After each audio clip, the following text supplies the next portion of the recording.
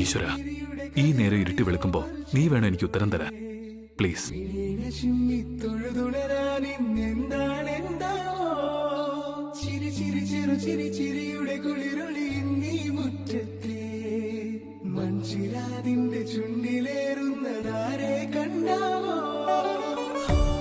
വലിയുഞ്ഞേ. കല്യാണി,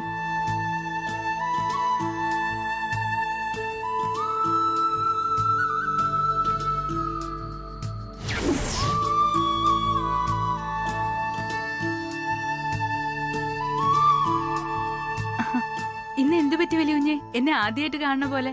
ഏയ് ഒന്നുമില്ല കല്യാണി. ചായ.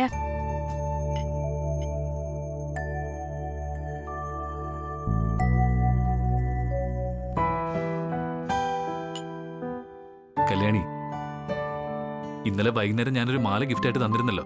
അത് ഉറപ്പായിട്ട് ഇടാന്ന് പറഞ്ഞിട്ട് കഴുത്തി കാണുന്നില്ലല്ലോ. എന്തു പറ്റി? അത് ഞാൻ പെട്ടിയിൽ സൂക്ഷിച്ചു വെച്ചിരിക്കുക. വലിയ വിലയുള്ളതല്ലേ, വല്ല വിശേഷങ്ങൾക്കും പോകുമ്പോ ഇടാന്ന് വിചാരിച്ചു. കളഞ്ഞു പോയിട്ട് വിഷമിക്കണ്ടെന്ന് വിചാരിച്ചിട്ടാ.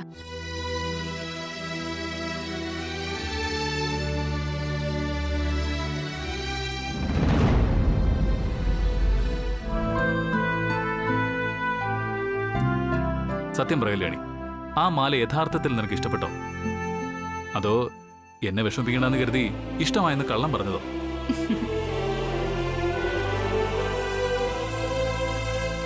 ഞാൻ എന്തിനാ വലിയുഞ്ഞിനോട് കള്ളം പറയണേ? എനിക്കത് ഇഷ്ടപ്പെട്ടു, സത്യ. ആ ശരി ശരി. ആ മാല അനിയൻകുട്ടനെ കാണിച്ചായിരുന്നു നീ? അവനെന്ത് പറഞ്ഞു? കാണിച്ചു. അവൻ ഇഷ്ടായിന്ന് പറഞ്ഞു. ചേട്ടാ, ഇത് വളരെ വിചിത്രമാണല്ലോ. നീ ആ മാല ലോക്കറ്റൊക്കെ കൊടുത്ത് നിന്റെ പ്രണയം പറഞ്ഞിട്ടും അവൾക്കത് മനസ്സിലായില്ലേ? ഇതാകെ കൺഫ്യൂഷൻ ആണല്ലോ. അത് കൊള്ളാം. എടാ, ഞാൻ ആകെ കൺഫ്യൂഷൻ ആയതുകൊണ്ടാണ് നിന്നോട് വന്ന് ചോദിച്ചത്. അപ്പോ നിനക്ക് എന്നെക്കാളും കൺഫ്യൂഷനോ? ഇത് ഒരു നടക്കി തീരുന്ന ലക്ഷണം ഇല്ലല്ലോ. നീ ഒന്ന് അടങ്ങുന്നു. എനിക്ക് സംശയം മറ്റൊരു കാര്യത്തില്. എന്ത് കാര്യത്തില്? സത്യം പറ മച്ചു, നീ ആ ലോക്കറ്റിൽ നിന്റെ കല്യാണിയുടെ ഫോട്ടോ വെച്ചായിരുന്നോ? അതോ മറന്നുപോയോ? ദേ, എന്നെ കൊണ്ടൊന്നും പറയിപ്പിക്കരുത്. എടാ, വെറും ഫോട്ടോ അല്ല വെച്ചത്, നല്ല കളർ ഫോട്ടോയാ വെച്ചത്, നല്ല സ്റ്റൈലായിട്ട്. അങ്ങനെയാണെങ്കിൽ പിന്നെന്താ കല്യാണി ഒരു മറുപടിയും പറയാത്തത്? അല്ല, അവൾ ആ മാല ഇടാത്തതിന് എന്ത് കാരണം പറഞ്ഞെന്നാ നീ പറഞ്ഞത്? അങ്ങനെ പ്രത്യേകിച്ചൊന്നും പറഞ്ഞില്ല, ഇട്ടില്ല, അത്ര തന്നെ. അങ്ങനെയാണെങ്കിലേ ഇനി കല്യാണിക്ക് ആ മാലയുടെ ഫാഷൻ ഇഷ്ടപ്പെടാത്തോണ്ടാണോ എന്തോ? ഏയ്, ഒരിക്കലും അതാവാൻ വഴിയില്ല. ഞാൻ മാല ഇഷ്ടപ്പെട്ടോ എന്ന് ചോദിച്ചപ്പോ ഇഷ്ടപ്പെട്ടെന്നാ മറുപടി പറഞ്ഞത്. മാത്രമല്ല, അനിയൻകുട്ടനെ കാണിച്ചോ എന്ന് ചോദിച്ചപ്പോ അവനും ഇഷ്ടപ്പെട്ടെന്ന് പറഞ്ഞു. എന്നാ ചിലപ്പോ അവൾ ആ ലോക്കറ്റ് ഓപ്പൺ ആക്കി കാണില്ലായിരിക്കും. അത് കണ്ടിരുന്നെങ്കിൽ അവള് വീഴുമെന്ന് എനിക്ക് ഉറപ്പാ. എവിടെ? എടാ, അതൊക്കെ പഴയ ഹിന്ദി സിനിമയില്. നിന്റെ ഐഡിയ ഒക്കെ ഭയങ്കര പഴയതാ. അത് തന്നെ കാരണം. വെറുതെ മനുഷ്യനെ മെനക്കെടുത്താനായിട്ട്. ചേച്ചി എന്നോട്ടെ ഈ കള്ളത്തരമൊക്കെ തുടങ്ങിയത്? ഭയങ്കര സാധനമാണല്ലോ. കള്ളത്തരോ? എന്ത് കള്ളത്തരം? എന്തൊക്കെയായി പറയണേ? വേണ്ട വേണ്ട വേണ്ട, ഞാൻ അറിയില്ല എന്ന് വിചാരിച്ചായിരിക്കും അല്ലേ? എന്തായാലും ചേച്ചി ഇങ്ങനെ ചെയ്യുമെന്ന് ഞാൻ കരുതിയില്ല. ഭയങ്കരം തന്നെ. അനിയൻകുട്ടാ, എനിക്ക് ദേഷ്യം വരുന്നുണ്ടേ. നീ ഇങ്ങനെ ഭയങ്കരം ഒന്ന് പറയാതെ കാര്യം എന്താണെന്ന് പറഞ്ഞേ. പറയാം. വലിയ ചേച്ചിക്ക് ഒരു സ്വർണ്ണമാല തന്നായിരുന്നു ഗിഫ്റ്റ് ആയിട്ട്. ഓ, അതാണോ ഇത്ര വലിയ ഭയങ്കരം? അത് ഞാൻ നിന്നോട് പറയാൻ മറന്നുപോയതാ. സോറി അനിയൻകുട്ടാ. അല്ല, നീ ഭയങ്കരമായിട്ടങ്ങ് ക്ഷമിച്ചേക്ക്. ചേച്ചിയെ പോയില്ലേ, ഒരിക്കലത്തേക്ക് ക്ഷമിച്ചിരിക്കുന്നു. ആ മാലയിൽ എന്തെങ്കിലും പ്രത്യേകത ഉള്ളതായിട്ട് തോന്നിയോ? എന്തെങ്കിലും ഒരു പ്രത്യേകത? എന്ത് പ്രത്യേകത? സാധാരണ ഒരു മാല, അത്ര തന്നെ. പിന്നെ ഭയങ്കരമായിട്ട് ഞാനതിലൊന്നും കണ്ടില്ല. മനുഷ്യരെ ഒരുമാതിരി ഊതല്ലേ. അറിയാതെ ഞാനൊരു വാക്ക് ഉപയോഗിച്ചു പോയി. ഇനിയെങ്കിലും അതൊന്ന് വിട്ടുകളാ. ശരി, വിട്ടു. എങ്കി പറ, എന്താ അങ്ങനെ ചോദിക്കാൻ? കാരണമുണ്ട്. ആ മാലയ്ക്ക് എന്തോ പ്രത്യേകത ഉണ്ട് ചേച്ചി. ഇല്ലെങ്കിൽ വലിയ കുഞ്ഞും കൂട്ടുകാരനും കൂടി എന്നോട് അതിനെ കുറിച്ച് തിരക്കില്ലായിരുന്നു. അത് ശരിയാണല്ലോ. രാവിലെ വല്യുഞ്ഞു എന്നോട് ആ ചെയിനെ കുറിച്ച് ചോദിച്ചു. അനിയൻകുട്ട കണ്ടായിരുന്നോ, അവൻ എന്തു പറഞ്ഞു എന്നൊക്കെ തിരക്കി. വല്യുഞ്ഞിന് സന്തോഷാവട്ടെ എന്ന് കരുതി നീ കണ്ടെന്നും നിനക്ക് ഇഷ്ടായി എന്നാ ഞാൻ പറഞ്ഞത്. അതെനിക്ക് മനസ്സിലായി. അതല്ലേ അവരെന്നോട് ചോദിച്ചത്.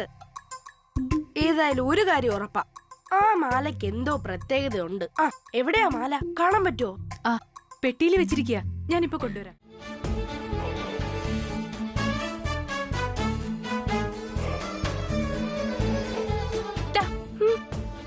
തൊലക്കരുത്. അത് ഓപ്പൺ ടൈപ്പ് അല്ലാന്നാ തോന്നണേ. അല്ല ചേച്ചി, ഇത് ഓപ്പൺ ടൈപ്പ് ലോക്കറ്റ് തന്നെയാ. ഇങ്ങെടുക്ക് നോക്കട്ടെ.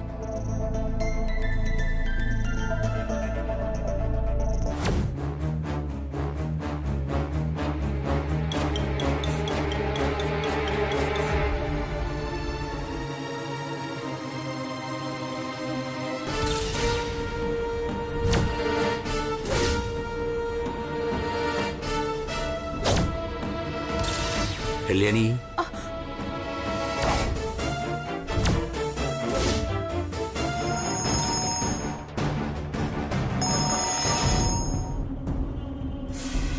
ഹലോ.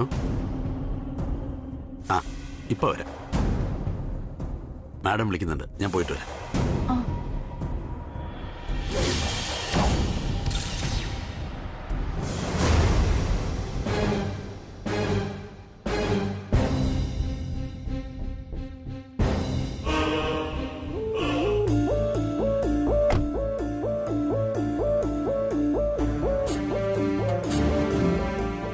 വിലാസിനെ, സമൂഹ സദ്യക്കും അനാഥാലയങ്ങൾക്കും കൊടുക്കാനുള്ള ചെക്ക് ഞാൻ ഏൽപ്പിച്ചില്ലേ? എന്റെ കയ്യിലുണ്ട് ചേച്ചി. 1 മണിക്കൂർ കഴിഞ്ഞവരെത്തും. ഏൽപ്പിച്ചേക്കണം. ശരി ചേച്ചി, ഞാൻ ഏൽപ്പിച്ചേക്കാം.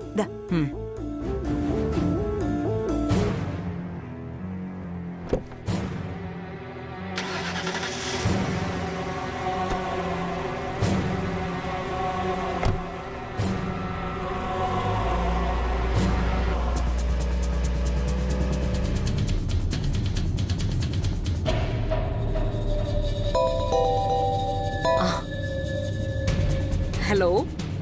മഹേശ്വരി, ഹായ്. കണ്ടിട്ട് എത്ര നാളായി. ഞാൻ അല്പം മുമ്പ് കൂടി വിചാരിച്ചതേ ഉള്ളൂ ഒന്ന് വിളിക്കണമെന്ന്. അതെ അതെ, അരവിന്ദാണിപ്പോ MD.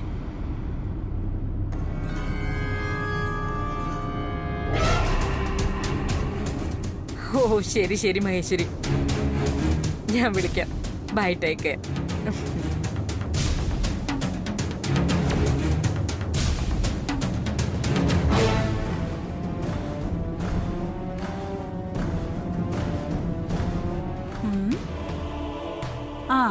നീ ലീവിലാണെങ്കിലും ഒരേ ഓഫീസ് വർക്കിലാണല്ലോ. അരവിന്ദിനെ സഹായിക്കായിരിക്കും അല്ലേ? ഇത് ബിസിനസ് കാര്യമൊന്നും അല്ല ഇളയമേ, എന്റെ പേഴ്സണൽ മെയിൽ ചെക്ക് ചെയ്യുന്നത്. ഓ അത് ശരി. ഏതായാലും അരവിന്ദ് അങ്ങ് ഒരുപാട് മാറിയിട്ടുണ്ട്. ആദ്യം അവനെ കമ്പനിയുടെ MD ആക്കിയപ്പോ ഞാൻ കരുതി കമ്പനി പൂട്ടി കെട്ടിയത് തന്നെന്ന്. പക്ഷെ അവൻ അടിമുടി അങ്ങ് മാറിപ്പോയി. ഈയൊരു മാറ്റം ഞാൻ പ്രതീക്ഷിക്കാത്തതാ. എന്ന് പറഞ്ഞാ മാറ്റമില്ലാത്തായിട്ട് ഒന്നുമില്ല ഇളയമേ.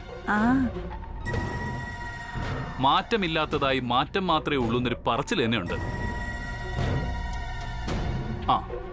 വേണമെങ്കിൽ ഈ കല്യാണി തന്നെ എത്ര മാറി നോക്ക്.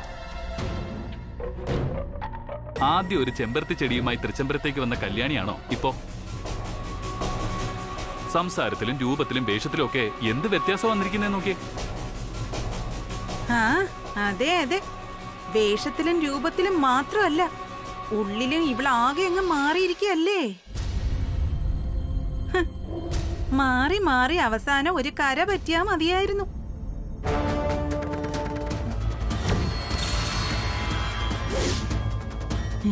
കലിതുള്ളിയാണല്ലോ അഖിലയുടെ വരവ്. എന്തു പറ്റി? എന്റെ മകനെ ഞാൻ ഒരുപാട് വിശ്വസിച്ചു. നിന്നിൽ നിന്ന് ഒരിക്കലും ഞാനിത് പ്രതീക്ഷിച്ചില്ല. എനിക്ക് ശേഷം തൃച്ചംബരത്തിന്റെ അന്തസ്സും പ്രൗഢിയും പേരും പെരുമയുമെല്ലാം നീ കാത്തു സൂക്ഷിക്കുന്ന ഞാൻ വിചാരിച്ചത്. അത് നീ നശിപ്പിച്ചിരിക്കേ ഇപ്പോ. സോറി, അമ്മ എന്തിനാ ഇങ്ങനെ ദേഷ്യപ്പെടുന്നതെന്ന് എനിക്ക് മനസ്സിലാവുന്നില്ല. ഞാൻ എന്ത് തെറ്റ് ചെയ്തെന്ന് അമ്മ പറയുന്നേ? ചേച്ചി ആകെ ചൂടിലാണല്ലോ. ഏതായാലും തക്കതായ കാരണമില്ലാതെ ചേച്ചി ഇങ്ങനെ ദേഷ്യപ്പെടില്ലെന്നറിയാം. ആനന്ദ് എന്ത് തെറ്റാ ചേച്ചി ചെയ്തേ? എന്താ പ്രശ്നം? പ്രശ്നം ഞാൻ പറയാം.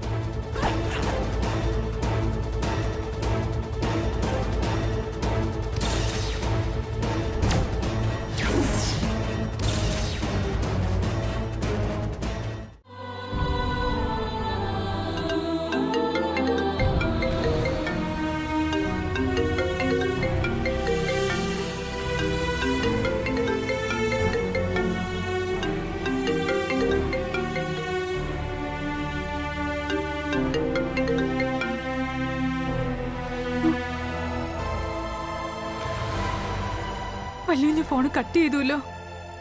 ഇനിയിപ്പൊ എന്താ ചെയ്യാൻ പറ്റണേ? ഈശ്വര, എനിക്കൊന്നും മനസ്സിലാവുന്നില്ലല്ലോ.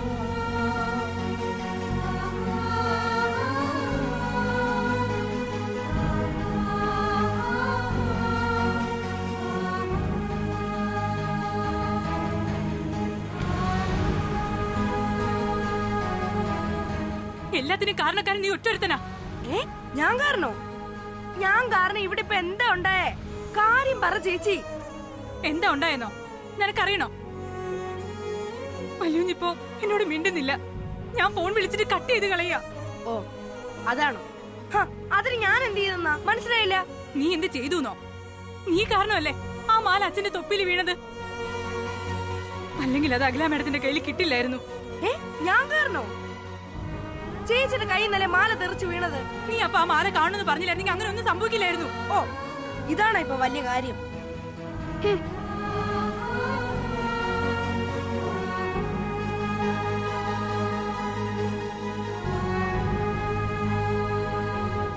ചേച്ചി, ഞങ്ങളുടെ മലയാളം പഠിപ്പിക്കുന്ന ബീന ടീച്ചർ പറയുന്ന പോലെ എല്ലാ പ്രശ്നങ്ങൾക്കും പരിഹാരമുണ്ട്. കുട്ടി, നമുക്ക് ശരിയാക്കാം.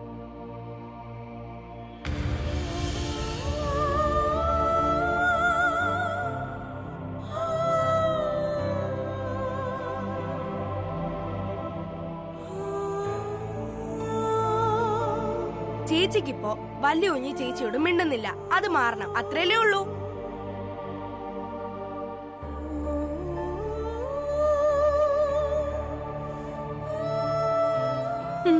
അതെ, അത്രേ ഉള്ളൂ. നിനക്ക് എന്താ ചെയ്യാൻ പറ്റണേ? പറയാൻ ചേച്ചി. ആ മാല ചേച്ചി അഖില മേഡത്തിന്റെ ഹാൻഡ് ബാഗിൽ ഇട്ടു കൊടുത്തതാണോ എന്നാ വലിയ കുഞ്ഞിന്റെ സംശയം. അത് മാറണമെങ്കിൽ ചേച്ചി എന്നെ പോയി വലിയ കുഞ്ഞിനോട് നടന്ന കാര്യങ്ങളൊക്കെ തുറന്നു പറഞ്ഞാലേ പറ്റൂ. അതെങ്ങനെ അഖില മേഡത്തിന്റെ കയ്യിൽ കിട്ടിയതെന്ന് നമുക്കറിയില്ലല്ലോ. പിന്നെ എങ്ങനെയാടാ പറയണേ? എന്റെ ചേച്ചി, നമുക്ക് അറിയാവുന്ന കാര്യങ്ങൾ പറഞ്ഞാ മതി. ചേച്ചി ഇപ്പൊ തന്നെ ചെല്ല് ചേച്ചി. അവളുടെ അഹങ്കാരം കണ്ടില്ല. അച്ഛൻ മുമ്പിൽ വെക്കുന്ന പോലും നോക്കാതെ എന്നോട് കയർത്തിട്ട് വരട്ടെ, കാണിച്ചു കൊടുക്കാം. നെഞ്ചൊന്ന് കോച്ചി പിടിച്ചു, ചെറിയൊരു അസ്വസ്ഥത. അയ്യോ, എന്നിട്ട്? പേടിക്കാനായിട്ടൊന്നുമില്ല. ഗ്യാസ് ആണെന്ന് തോന്നുന്നു. ചെറുതായിട്ട് പെറുക്കുകയും കൂടെ ചെയ്തപ്പോ ഒരു ടെൻഷൻ. നമ്മുടെ ഡോക്ടർ കുറുപ്പിനെ ഒന്ന് കാണാന്ന് കരുതി, അത്രേ ഉള്ളൂ. അയ്യോ അച്ഛൻ, അങ്ങനെയാണ് ഞാനുകൂടി വരാം. അച്ഛൻ തനിച്ചു പോണ്ട. എന്താ മോനെ ഇത്? നീ ഇതിനെ വെറുതെ വലിയ വിഷയമൊന്നും ആക്കണ്ട. ഇതാണ് ഞാൻ അഖിലയോടും കാര്യം പറയാത്തത്. അവളറിഞ്ഞാൽ ഇത് മതി, പിന്നെ കരഞ്ഞു വിളിച്ച് നടക്കാം. ചില കാര്യങ്ങൾ മറ്റുള്ളവരെ വേദനിപ്പിക്കുന്നതാണെങ്കിൽ അവരറിയാതെ നമ്മൾ തന്നെ ഡീൽ ചെയ്യുന്നതാണ് നല്ലത്. നമുക്ക് മറ്റുള്ളവർക്ക് അളവില്ലാതെ കൊടുക്കാൻ പറ്റുന്നത് സന്തോഷവും കരുതലും മാത്രമേ ഉള്ളൂ. പിന്നെന്തിനാ അതിനും കൂടി നമ്മൾ പിശുക്ക് കാണിക്കുന്നത്?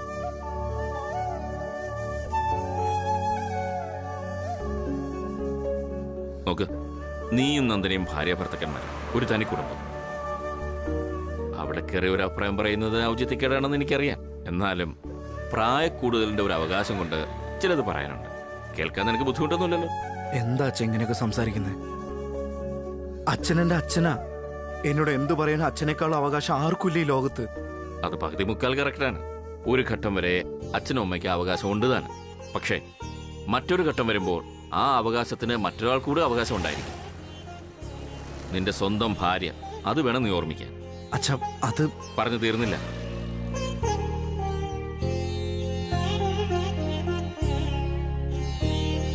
ഇപ്പൊ നീ കൂടെ പോകാനുള്ളത് എന്നോടൊപ്പം ആയിരുന്നില്ല, നിന്റെ ഭാര്യയോടൊപ്പം ആയിരുന്നു. പിടിവാശി കൊണ്ടോ അഹംഭാവം കൊണ്ടോ ആരും ജീവിതത്തിൽ ഒന്നും നേടിയിട്ടില്ല, പ്രത്യേകിച്ച് കുടുംബജീവിതത്തിൽ. അത് പരസ്പരം വിട്ടുവീഴ്ച കൊണ്ട് മാത്രമേ നേടാനാകൂ. അല്ലെങ്കിൽ സംഭവിക്കുന്നത് കോട്ടങ്ങളാണ്, തകർച്ചകൾ മാത്രം.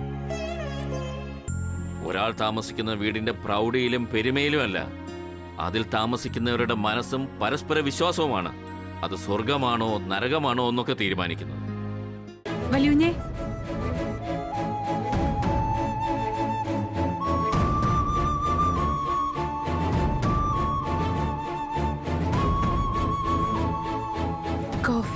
കോഫി ഞാൻ ചോദിച്ചില്ലല്ലോ. അവിടെ വെച്ചിട്ട് വെക്കോ.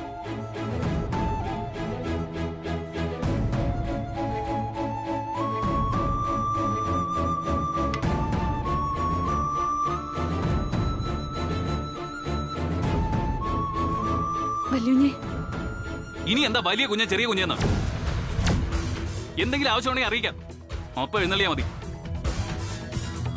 കല്യാണിക്ക് പോവാം. ഒന്നും പറയണ്ട. അല്ലെങ്കിലും ആ ഇത്തിരി പോന്ന ചെക്കന്റെ വാക്കും കേട്ട് ഇറങ്ങി തിരിച്ച എന്നെ വേണം പറയാൻ. ഞാനൊരു മണ്ടി. ആര് പറയുന്നത് അതുപോലെ അങ്ങ് വിശ്വസിക്കും. ഒടുവിലൊരു പ്രശ്നം വരുമ്പോ ഒറ്റയ്ക്ക് കിടന്ന് അനുഭവിക്കുകയും ചെയ്യും. കഷ്ടം തന്നെ എന്റെ കാര്യം. ഹലോ കല്യാണി.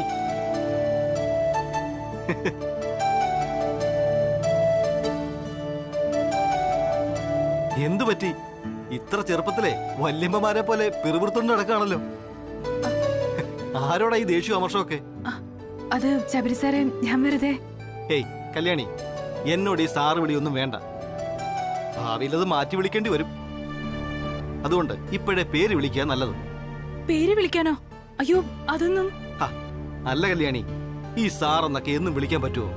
വല്ലപ്പോഴും ചേഞ്ചൊക്കെ വേണ്ടേ? അത് പോട്ടെ. ഇപ്പോഴെന്താ കല്യാണിയുടെ പ്രശ്നം? നമ്മൾ വിചാരിച്ചാൽ പരിഹരിക്കാൻ പറ്റുന്നതാണോ? എങ്കിൽ പറഞ്ഞാ മതി, നമുക്കൊരു കൈ നോക്കാം. ദൈവമേ, അതൊരു ഐഡിയ ആണല്ലോ. ഈ ശബരി സാറിനെ കൊണ്ട് വല്യുഞ്ഞിനോട് എന്താ നടന്നതെന്ന് പറയിച്ചാ മതി. നമ്മുടെ പ്രശ്നം അതോടെ തീരും. ഒന്ന് ശ്രമിച്ചു നോക്കിയാലോ? എന്താ കല്യാണി ആലോചിക്കുന്നേ? നമ്മൾ വിചാരിച്ച പരിഹരിക്കാൻ പറ്റുമോ? അത് സാറ് വിചാരിച്ച പരിഹരിക്കാൻ പറ്റും. സാറ് വിചാരിച്ചാലേ പറ്റൂ. ഓഹോ, അങ്ങനെയാണോ? എങ്കിൽ നടന്നൊക്കെ ഈ സാറിനോട് തുറന്നു പറ. എന്തു പറ്റി സഖാവേ? ആകെ ഒരു ടെൻഷൻ മൂടാണല്ലോ. ഓ, വന്നല്ലോ ഗന്ധർവൻ. നീ എത്ര പേരെ പ്രേമിച്ചിട്ടുണ്ടെന്നാ പറഞ്ഞേ? കണക്ക് വല്ലതും ഉണ്ടോ കയ്യില്? അതൊരു 10-16 പേര് കാണും. എന്താ മച്ചു കാര്യം? അല്ല, നിന്റെ ഭാഷ പറഞ്ഞ ഒരാൾക്കൊരാളോട് മാത്രം തോന്നുകയാണല്ലോ പ്രണയം. അങ്ങനെയാണെങ്കിൽ ഈ ചോദ്യം വഴി ഈ പ്രണയത്തിന്റെ സുഖം അറിഞ്ഞ് ഒന്നിലധികം പേരെ നോക്കാനുള്ള വല്ല പരിപാടിയുണ്ടോ? അങ്ങനെയാണെങ്കിൽ മച്ചു, ട്യൂഷൻ ഫീ തരണേ. ഞാൻ ഫ്രീ സർവീസ് ഒക്കെ നിർത്തി. സന്തോഷം. ഇനി നിന്റെ സർവീസ് വേണമെന്നില്ല. ഇതുപോലുള്ള ഓൾഡ് ഈസ് ഗോൾഡ് തന്ത്രങ്ങളാണെങ്കിൽ പ്രത്യേകിച്ചും. അവന്റെ ഒരു ലോക്കറ്റും മോലയും.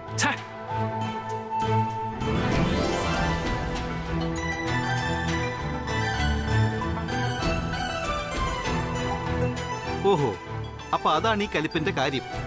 നീ പ്രണയം അറിയിക്കാൻ ലോക്കറ്റിൽ നിന്റെയും കല്യാണിയുടെയും ഫോട്ടോ വെച്ച മാല കൊടുത്തു. അത് സക്സസ് ആയില്ല. അതിന്റെ പുച്ഛമാണ് നമ്മളുടെ അടുത്ത്. പുച്ഛം മാത്രമല്ല, ആ മാല കൊടുത്തപ്പോ കല്യാണി എന്താ? വേണ്ട വേണ്ട വേണ്ട, ബാക്കി ഞാൻ പറഞ്ഞോളാം. ആ മാല കല്യാണി അച്ഛനെ ഏൽപ്പിച്ചു. ദാസേട്ടൻ അത് ആന്റി അറിയാതെ ആന്റിയുടെ ബാഗിലേക്ക് ഇട്ടു. അതാണ് ഇപ്പൊ നിന്റെ പ്രശ്നം. എന്താ, അങ്ങനെയല്ലേ? അതെ. കല്യാണിക്ക് ഇഷ്ടമല്ലായിരുന്നെങ്കിൽ അത് എന്റെ കയ്യിൽ തിരിച്ചേൽപ്പിക്കണമായിരുന്നു. എന്തിനാ അവൾ ഇങ്ങനെ? മച്ചു, റിലാക്സ്. നീ വിചാരിക്കുന്ന പോലെ അല്ല കാര്യങ്ങള്. ഞാനിപ്പൊ കല്യാണിയെ കണ്ടിട്ടാ വരുന്നത്. അവള് പറഞ്ഞു യഥാർത്ഥത്തിൽ എന്താ സംഭവിച്ചതെന്ന്.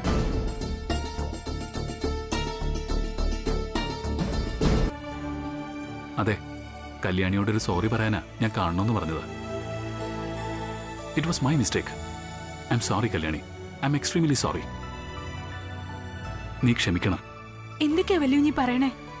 എന്തിനാ ഇങ്ങനെയൊക്കെ സംസാരിക്കണേ? ശബരി കാര്യങ്ങളൊക്കെ പറഞ്ഞു. ആദ്യം ഞാൻ കല്യാണി തെറ്റിദ്ധരിച്ചു പോയി. അതാ വളരെ പരുഷമായി പെരുമാറിയത്. ഞാൻ അങ്ങനെ ചെയ്യാൻ പാടില്ലായിരുന്നു. സാരമില്ല വല്യുഞ്ഞെ, തെറ്റെന്റെ ഭാഗത്താ. ഞാൻ ആ മാല വല്യുഞ്ഞ് ആവശ്യപ്പെട്ടതുപോലെ കഴുത്തിൽ അണിഞ്ഞിരുന്നെങ്കിൽ ഇങ്ങനൊന്നും സംഭവിക്കില്ലായിരുന്നു.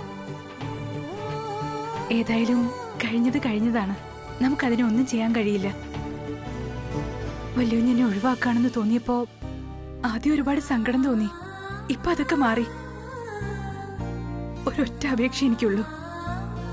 ഈ ലോകത്ത് എന്തൊക്കെ സംഭവിച്ചാലും വല്യുഞ്ഞെന്നെ ഒഴിവാക്കി മാറ്റി നിർത്തരുത്. എനിക്ക് താങ്ങാനാവാത്തത് അത് മാത്രമാണ്. ബാക്കി എന്തും ഞാൻ സഹിക്കും. എന്തും.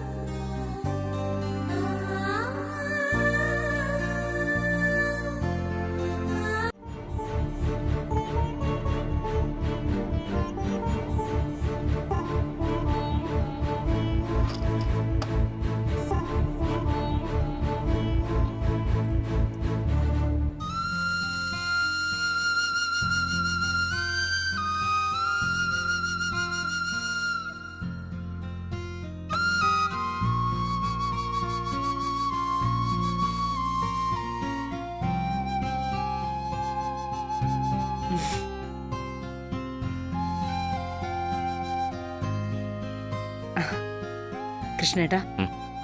നാളെ കൃഷ്ണേട്ടന്റെ പിറന്നാളല്ലേ? രാവിലെ എഴുന്നേക്കാനുള്ളതാ. ഉറങ്ങുന്നില്ലേ? ഇതെന്താ സ്വപ്നം കണ്ടിരിക്കുകയാണോ? കുറെ നേരമായല്ലോ. ഞാൻ വെറുതെ ഓരോന്ന് ആലോചിച്ച്. എന്നാ വെറുതെ ആലോചിച്ചിരിക്കണ്ട. നോക്ക്, ഇത്രയും നാൾ ആഘോഷിച്ചതുപോലെ അല്ല, ഇക്കൊല്ലം അതിലും ഗ്രാൻഡ് ആയിട്ട് നമുക്ക് ഈ പിറന്നാൾ ആഘോഷിക്കണം. ഇക്കൊല്ലം മരുമകളുള്ളതാ. എന്റെ കൃഷ്ണേട്ടന് അമ്മായിയച്ഛനായതിനു ശേഷമുള്ള ആദ്യത്തെ ബർത്ത്ഡേ.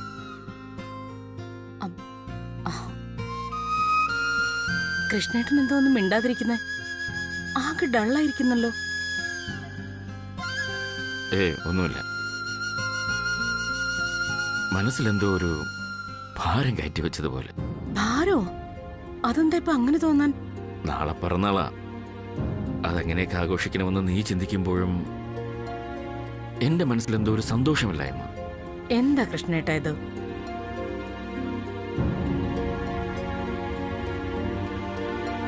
പിറന്നാളിന് പോലും സന്തോഷിക്കാൻ പറ്റാത്ത തരത്തിൽ എന്തു ദുഃഖ കൃഷ്ണേട്ടൻ ഇപ്പോ ഉള്ളത്? പ്രത്യേകിച്ചൊന്നും ഉണ്ടായിട്ടല്ല. ഏറ്റവും സന്തോഷമുള്ള നിമിഷങ്ങളിലൂടെ കടന്നു പോകുമ്പോഴാണ് നമുക്ക് മരണത്തെ ഭയം തോന്നുന്നത്. ചോദിക്കുന്നതൊന്നും അല്ല അഖിലേ, പലപ്പോഴും ഈശ്വരൻ നമുക്ക് തരുന്നത്.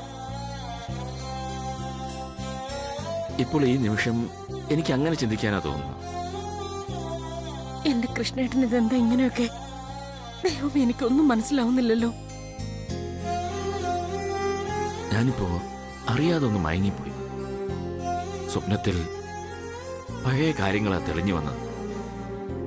അച്ഛനും അമ്മയും പഴയ ആളുകളും ഒക്കെ. ആ കൂട്ടത്തിൽ നിന്നെയും കണ്ടു. പക്ഷെ അപ്പൊ നിനക്കെന്തൊക്കെയോ മാറ്റങ്ങൾ സംഭവിച്ചിരിക്കുന്നു. ആകെ ഒരു മങ്ങൽ പോലെ എല്ലാം മനസ്സിലേക്ക് തെളിഞ്ഞു മാഞ്ഞു. ഇങ്ങനെ വന്ന മറ്റൊരു ദിവസം ഏതാണെന്ന് പെട്ടെന്ന് ഓർമ്മ വന്നത് അന്ന് മരണത്തിൽ നിന്ന് കല്യാണി എന്നെ രക്ഷപ്പെടുത്തിയ ദിവസമാണ്. ഇപ്പൊ വീണ്ടും അത് സംഭവിക്കുമോ എന്നൊരു ഭയം.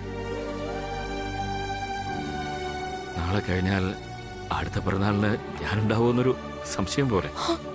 വേണ്ട കൃഷ്ണേട്ട, വേണ്ട. എന്റെ കൃഷ്ണേട്ടന് ഒന്നും സംഭവിക്കില്ല, ഒന്നും. ഞാനായി പറയുന്നത്. കൃഷ്ണേട്ടൻ വിശ്വസിക്കണം. വിശ്വസിക്കുന്നു.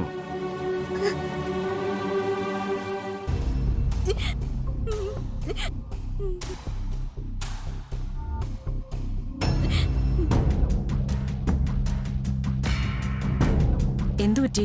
എന്തിനാ കരയുന്നേ? അത് 47 പ്രദക്ഷിണം ചെയ്തു. 51 പൂർത്തിയാകും മുമ്പ് തന്നെ മൺചിരാത് താഴെ വീണുപോയി. പ്രാർത്ഥന പൂർത്തിയാക്കാൻ പറ്റിയില്ല.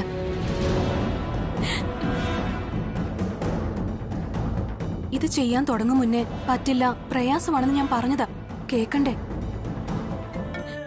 ഹലോ ചേട്ടാ, good morning. Good morning. Sub ഇൻസ്പെക്ടറായിട്ട് നമ്മുടെ നാട്ടിൽ തന്നെ വന്നല്ലേ? ശ്യാം പറഞ്ഞിരുന്നു ചേട്ടൻ ട്രാൻസ്ഫർ ആയി വരുന്നു. അതെ, ആനന്ദ് അച്ഛനോടും അമ്മയോടൊക്കെ പറഞ്ഞേക്ക് ഞാനിവിടെ ഉണ്ടെന്ന്. ശരി. പിന്നെ കല്യാണക്കാരെയൊക്കെ ഞാൻ അറിഞ്ഞു.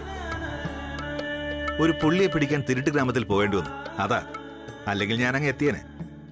അത് സാരമില്ല ചേട്ടാ, അനിയന്റെ കല്യാണം കഴിഞ്ഞിട്ടുള്ളൂ, എന്റെ കല്യാണം ഇനിയും കഴിഞ്ഞിട്ടില്ല.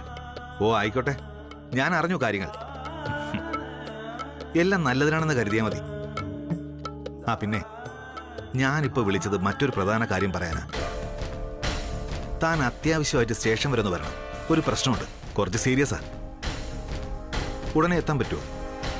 അയ്യോ, എന്താ ചേട്ടാ പ്രശ്നം? ചേട്ടൻ വന്നുടനെ ആളിനെ ടെൻഷനാക്കുകയാണല്ലോ. എന്ന് പറഞ്ഞാൽ പണി ഇതായിപ്പോയില്ലേ. ഏതായാലും ഈ വിഷയം ഫോണിൽ പറയാൻ പറ്റില്ല. താൻ ഉടനെ ഇങ്ങ് പോരും. ഒരു പെണ്ണ് കേസാ. ഈശ്വരാ, ഇന്നീ തൃച്ചംബരം മുടിഞ്ഞു പോകുന്ന നല്ലൊരു ദിവസം ആയിരിക്കണേ. ആ പ്രിയങ്ക പറഞ്ഞതുപോലെയൊക്കെ നടന്ന പിന്നെ ഈ തൃച്ചംബരത്തെ റാണി ഈ വിലാസിനിയാ. തൃച്ചംബരത്തെ വിലാസിനി. ഓ, പിന്നെ ഇവിടുത്തെ പട്ടികൾ മുതൽ പണിക്കാര് വരെ വിലാസിനി മേഡം, വിലാസിനി മേഡം എന്ന് പറഞ്ഞ് മുട്ട വിറച്ച് നിൽക്കുന്നത് ഓർക്കുമ്പോ അയ്യോ, ഇപ്പൊ തന്നെ എന്താ രോമാഞ്ചം വരുന്നുണ്ട്. അയ്യോ, എനിക്ക് വയ്യ.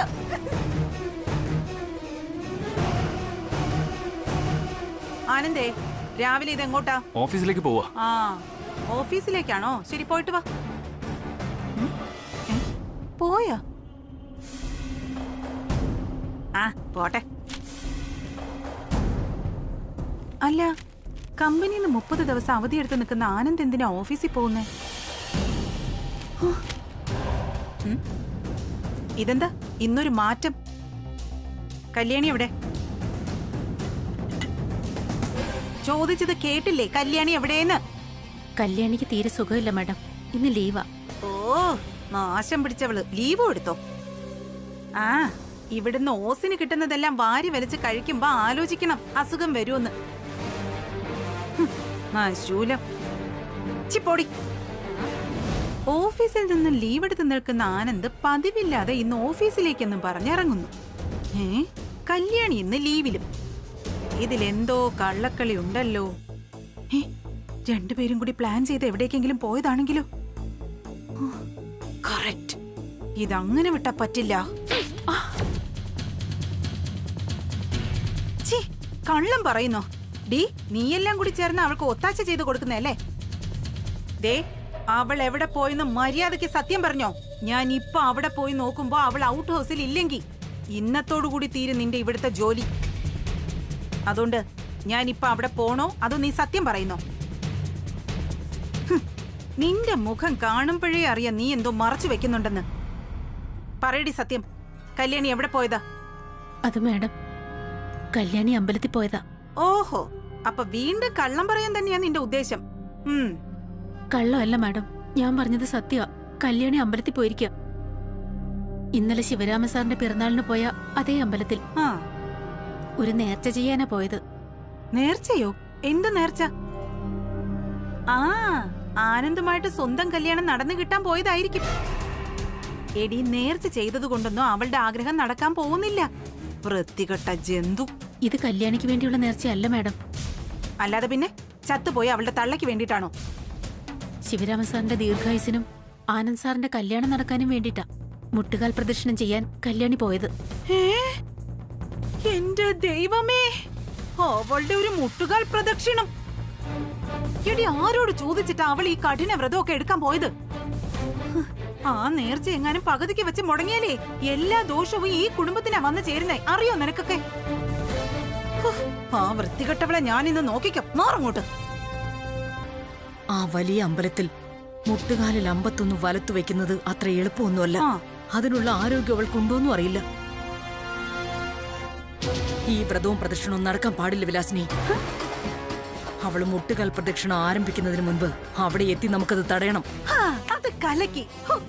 ചേച്ചി ഇന്ന് ആ സമയത്തിനൊരു നല്ല കാര്യം ചെയ്യാൻ പോകുന്നേ. പോവാൻ ചേച്ചി. ദേവി, ശിവരാമ സാറിന്റെ ദീർഘായുസിനും വല്യൂഞ്ഞിന്റെ കല്യാണം നടക്കാനും വേണ്ടിട്ടാ ഞാൻ ഈ മുട്ടുകാൽ പ്രദക്ഷിണ നേർച്ച നടത്തണേ. യാതൊരു തടസ്സവും കൂടാതെ പൂർത്തിയാക്കാൻ എന്നെ അനുഗ്രഹിക്കണേ അമ്മേ. ചേച്ചി ഒന്ന് ആലോചിച്ച് നോക്ക്. ഇവക്ക് ഇത്രയ്ക്ക് അഹങ്കാരം പാടുണ്ടോ? ഇവളോട് ആരെങ്കിലും പറഞ്ഞോ അമ്പലത്തിൽ പോയി മുട്ടുകാൽ പ്രദക്ഷിണം ചെയ്യാൻ? ഇതിപ്പോ മനഃപൂർവ്വ. തൃച്ചംബരത്തെ മൂത്ത 2 പുരുഷന്മാരെയും ഒരു മൂലയിൽ തളർത്തി കിടത്തണം. അത് മാത്രം അവളുടെ ലക്ഷ്യം. വിലാസിനി.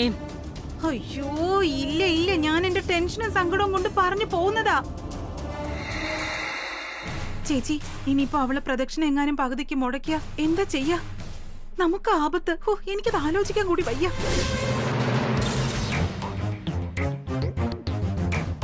എന്ത് പറ്റി ചേച്ചി? മുഖമൊക്കെ അങ്ങ് വാടിയല്ലോ. ഇനിയിപ്പോ എന്താ ചെയ്യാൻ പറ്റാ? ഈ നാശം പിടിച്ചവളെല്ലാം നശിപ്പിച്ചിട്ടേ അടങ്ങൂ. ഇനി എന്താ ചേച്ചി ഒരു മാർഗം? കല്യാണി ഒരു തടസ്സവും വരാതെ ഈ പ്രദക്ഷിണം പൂർത്തിയാക്കണം. പൂർത്തിയാക്കിയേ പറ്റൂ. അതിനുവേണ്ടി ദൈവത്തോടും മനസ്സുരുക്കി പ്രാർത്ഥിക്കാന്നല്ലാതെ വേറെ ഒരു വഴിയുമില്ല.